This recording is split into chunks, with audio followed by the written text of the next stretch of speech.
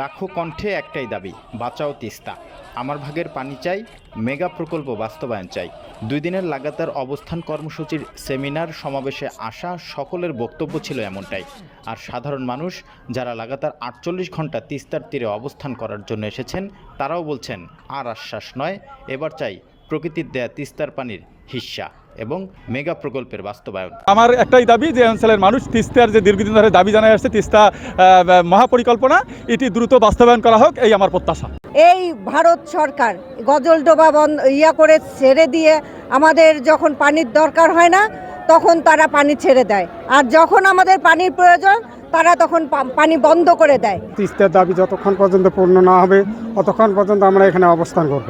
সেমিনারের প্রধান বক্তা ছিলেন রাজনৈতিক বিশ্লেষক ও ঢাকা বিশ্ববিদ্যালয়ের শিক্ষক আব্দুল্লাল মামুন। বক্তব্য দেন তিস্তা নদীর রক্ষা আন্দোলনের প্রধান সমন্বয়ক আসাদুল হাবিব দুলভ। পরে বিকেল 4টার সমাবেশে প্রধান অতিথির বক্তব্য দেন বিএনপির মহাসচিব মির্জা ফখরুল ইসলাম আলমগীর।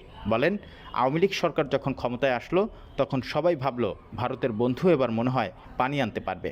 আওয়ামী লীগের সরকার আসলো, প্রথম দিকে সবাই ভাবলো যে ভারতের বন্ধু আওয়ামী লীগ, সুতরাং তিস্তার পানি বোধহয় এবার পাই যাবে। ঠিক না? লবডঙ্ক 15 বছরে বাংলাদেশ থেকে বেঁচে দিছে, তিস্তার 1 ফোঁটা পানি আনতে পারে নাই। মির্জা ফখরুল অন্তর্বর্তী সরকারকে উদ্দেশ্য করে বলেন, ভারতকে স্পষ্ট করে বলুন তিস্তার ন্যায্য হিস্সা দিতে হবে। তিনি এ সময় ভারতকে উদ্দেশ্য করে আরও বলেন, বাংলাদেশের মানুষের সাথে বন্ধুত্ব করতে হলে প্রথমে তিস্তার পানি দিতে হবে, সীমান্ত হত্যা বন্ধ করতে হবে, আর দাদাগিরি চলবে না। এদিকে জনতার সমাবেশকে ঘিরে সকাল থেকেই বিভিন্ন জায়গা থেকে তিস্তা পারে জড়ো হতে থাকে হাজার হাজার মানুষ। দুপুর 3টা নাগাদ লোকে লোকারণ্য হয়ে যায় সেতু এলাকা।